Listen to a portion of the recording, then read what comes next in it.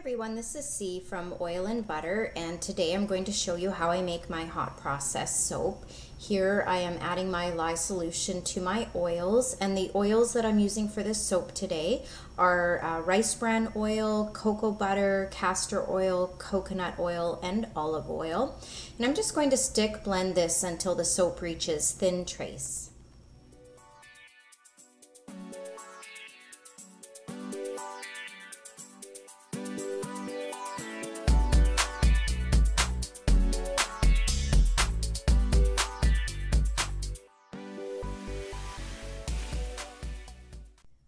Add 3% of my oil weight of sodium lactate to my hot process soap, and I usually add it into my lye solution, but in this instance I actually forgot to add it in, so I'm just going to add it in at trace here. So now that the soap is at thin trace, I'm going to cover it and put it in a 170 Fahrenheit oven for 15-minute intervals.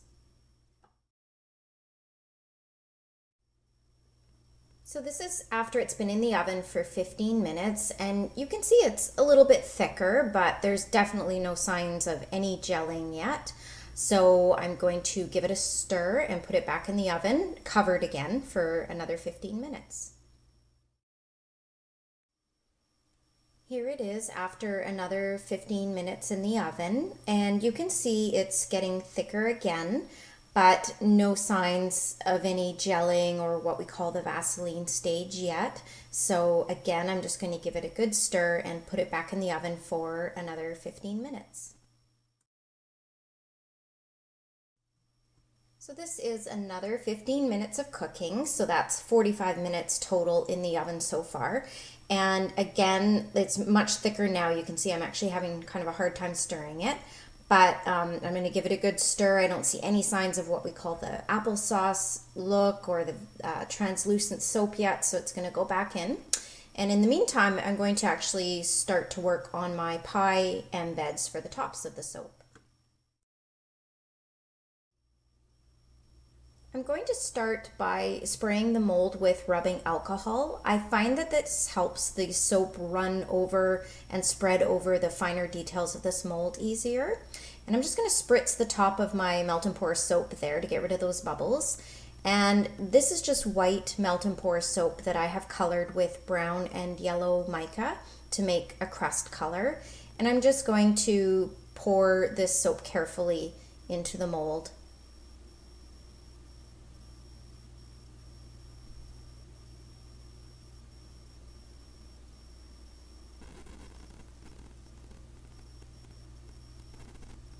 And spritz the top with rubbing alcohol to get rid of any surface bubbles. And back to our soap, which has spent another 15 minutes in the oven. And again, it's much thicker. That's 1 hour in the oven so far. And I'm just looking here for any signs of translucency, any jelly-like soap. And I just spot on the front corner, on the side of the bowl, you can see there's a little piece of what looks like to be gelling soap there. So that's good. That's a good sign. It means that it's, oh, and there's some more pieces there. I can see them now. So that's good. That means it's definitely processing. But again, you can see it's nowhere near, we want the whole thing to look like applesauce. So it's going to go back in the oven again for, you guessed it, another 15 minutes. So in the meantime, I can complete my pie embeds. I spritz the pie crust layer with rubbing alcohol to help the blueberry layer stick to the pie crust layer. This is just clear melt and pour soap that I have added blue and purple mica to make the blueberry color. And I'm just going to spritz the tops again with rubbing alcohol in case any bubbles have popped up.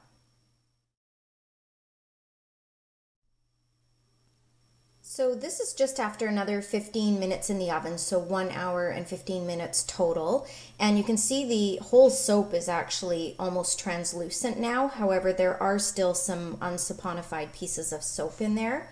I want the whole thing to be Vaseline-like. So I'm just going to give it a good stir and put it back in the oven for hopefully the final 15 minutes this time. And in the meantime, I'm going to go back and just work on my embeds. So I'm just checking the corner there, and they look solid enough. They're still a bit soft, but they look solid enough that I can pick them up. I'm just going to pop them in the freezer for a few minutes to help them along. And back to my hot process soap. That's an hour and a half in the oven, and I think that the soap is ready. The soap is all the same translucency now. I don't see any solid pieces of soap. So because I think it's ready, I'm going to go ahead and test it. You can either use pH strips, or I'm going to actually take a little piece of soap and do an off-camera zap test. And good news, there was no zap. So I'm going to cover it now and let it cool right here on the counter for just 10 minutes. In the meantime, I'm going to prepare my additives, which are oat milk, fragrance, and my super fat oil. In this case, I'm using rice bran. So the soap is cooled for 10 minutes now, and I do try to work fairly quickly at this stage because the soap tends to cool very rapidly. So I usually add my additional liquid first. In this case, I'm using oat milk, but you can use water, or I've used coconut milk. And just be careful when you're stirring because the soap is still quite hot at this stage. But I want to make sure I mix it really well and get the oat milk incorporated really well. And you can see how kind of soft and kind of poofy the soap is. That's from the sodium lactate. I find it really helps to keep the soap fluid. And I'm going to add my rice bran oil next. But you can use any oil. I've used, shea butter, melted shea butter. I've used sweet almond oil, whatever oil you want to add for your super fat. Stir that in really well. And then I always add the fragrance last because I try to be sensitive to the flash points of the fragrance. If you add the fragrance when the soap is too hot, it might burn off the fragrance oil. So I try and add that last. And I'm using blueberry fragrance in this case because I want the soap to match my blueberry pie embeds. And just keep stirring until everything is incorporated really well.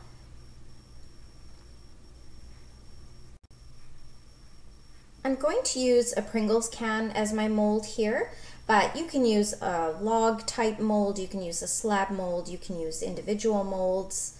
I'm just going to try and get it in this mold the best I can. This would have worked much easier if I had a spout on my bowl. And I'd stop every once in a while and just kind of bang down my mold. This kind of helps to get rid of any air pockets that have formed. So I fill it a little bit, bang it down, fill it a little bit more, bang it down again, and just keep working like that until the Pringles can is filled up.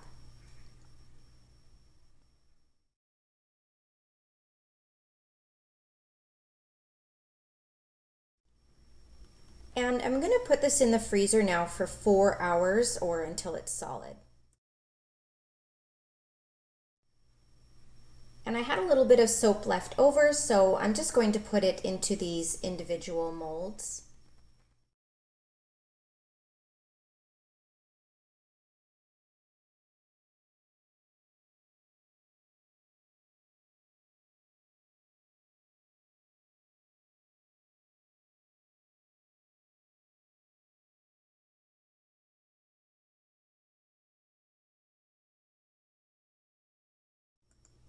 And my pie embeds are solid now, so I'm going to remove them carefully from the mold and just set them aside for now.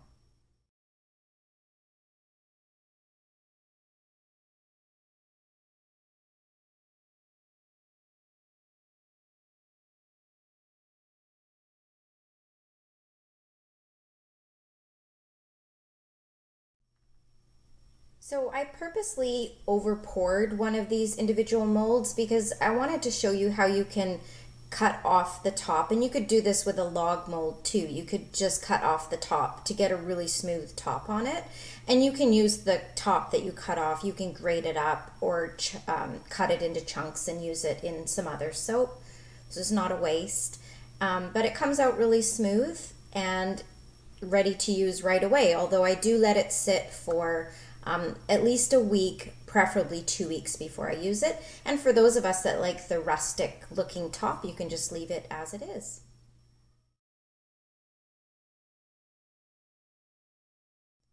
So to get the soap out of the Pringles mold, I cut a little piece in the top.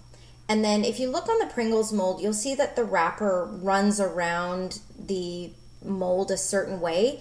Kind of like the Pillsbury crescent rolls, you know how you can unwrap them? I'm unwrapping it the wrong way here, first of all. Then I realized if I followed the way it was wrapped up in the first place, I can get it off much easier.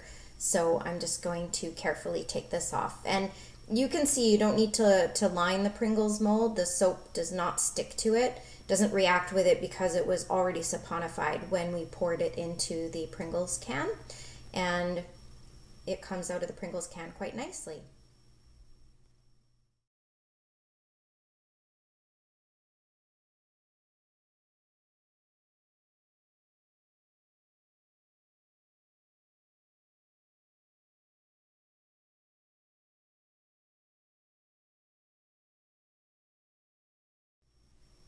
Now I'm just going to cut the soap into rounds.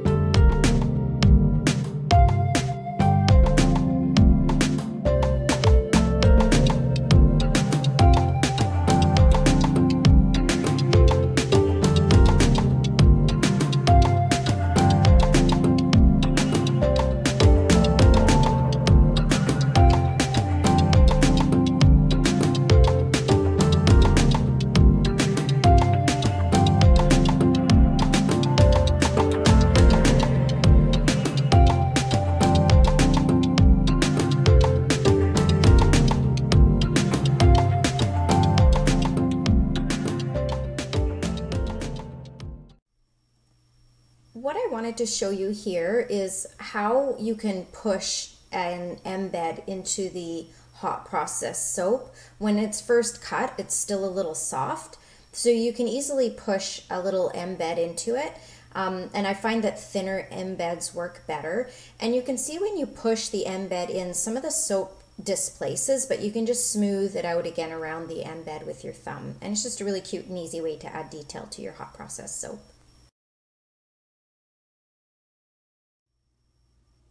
So I've made just a small batch of cold process soap, and I'm going to use this to kind of drizzle on top of the hot process soap, and I'm adding my blueberry fragrance here. And I realized that by adding the adding the cold process soap on top of my hot process soap, I'm kind of defeating the purpose of being able to use the hot process soap sooner, but this is just a technique I've always wanted to try. And I just had to stick blend it a little bit more to get it to the thickness that I wanted to kind of drizzle, sort of put it on top and have it drizzle down the sides. So I'm just going to go ahead and work on that.